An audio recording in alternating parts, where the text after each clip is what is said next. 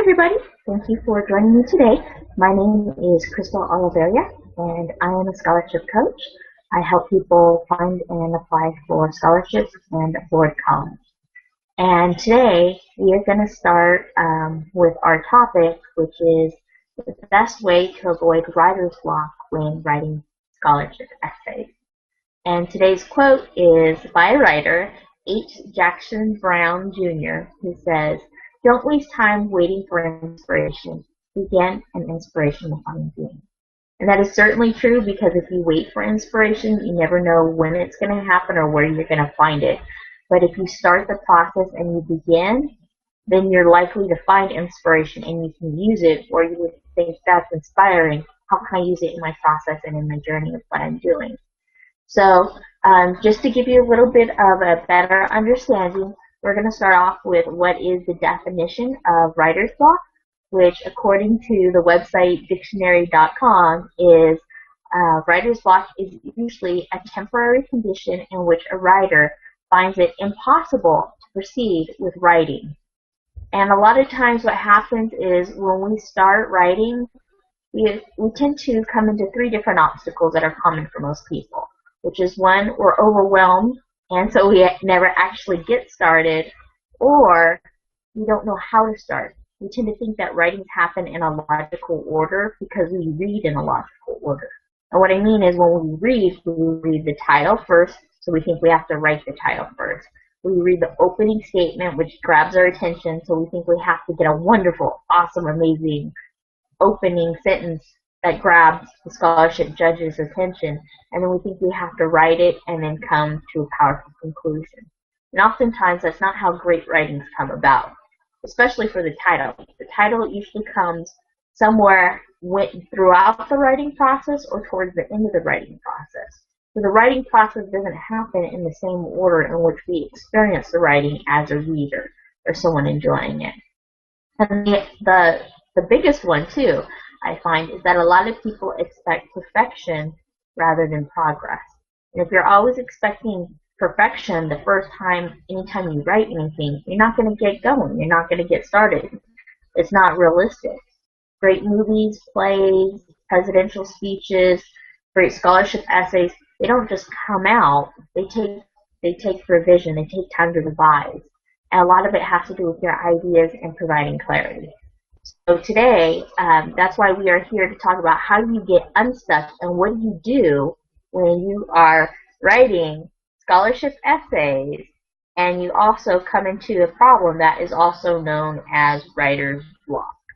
So I created a little block because it doesn't matter which way you turn it, like a dice, you're still going to be blocked. Anyway, I find that comical. I hope you do too. So one of the things that we do when we go through the writing process is that you want to have your ideas flow into like a funnel and capture everything on paper. And a lot of times people get stuck because when they write, they want it to be perfect. They want everything to flow. And the first thing you have to do is identify what ideas do you want to communicate. So that's why I have this handy-dandy little funnel, is because you want to capture all your ideas that are coming in, and then you want to put them down onto this paper into these bullet points. So these are bullet points, and I'm not sure if you can see it, but in green writing it says ideas. Each bullet point is its own idea. And this is a great way to actually know what you're going to want to write about, because you don't have to worry about what am I going to write about, you already know. And the great thing about that is it helps you move along in the writing process, because eventually what will happen is you will take those ideas that you have over here, and then you can rearrange the bullet points, and then you'll have a rough draft. And that's important because a lot of times when we start writing, we think of everything having to flow, and then we get the way we like it, and we run into these problems of, well, wait, I forgot to include this, or I forgot to include that. And so a lot of times the advice people are given about writer's block is just write, and eventually something will come out. The challenge I have with that is that means you have to spend a lot of time proofreading and taking things out when you're just writing blah, blah, blah, blah, blah to get yourself started. So rather than writing and hoping and waiting for the inspiration to come, I would much rather have you put out bullet points about something that you're going to eventually need to elaborate on. And so a lot of times it means answering the question directly depending upon what the question is. So for this video, I thought about, okay, well, what would happen if I was going to write an essay about this new direction I'm going as far as helping people get scholarships and education. Why is education important to me? And I broke it down into two levels. The first level is, yes, you obviously want to answer the question, but the second level is you want to go much deeper and not just state the obvious, which most people can guess, or you want to make it on a more meaningful connection that people can feel you on a heartfelt connection. And so for me, it was more like, okay, well, let me state all the facts, because when you have writer's block, it's like, okay, well, these are facts. I don't have to think about it. I don't have to have creative juices flowing in order to write the facts down. Let me write the facts. I can reorganize the facts. And then the second level is let me put meaning into those facts. And so what I did is I thought about, okay, well, if I was going to answer the question about my next field, the next field that I'm engaging in as far as helping people with education, and the scholarship essay question was, why are you interested in this field that you've chosen? For me, my bullet points would be talking about education is important. Statistically, people with higher education tend to make more money than those without college degrees.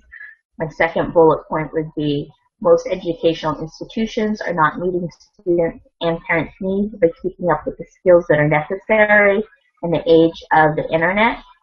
My third bullet point would be most schools do not provide assistance in helping people plan for their careers.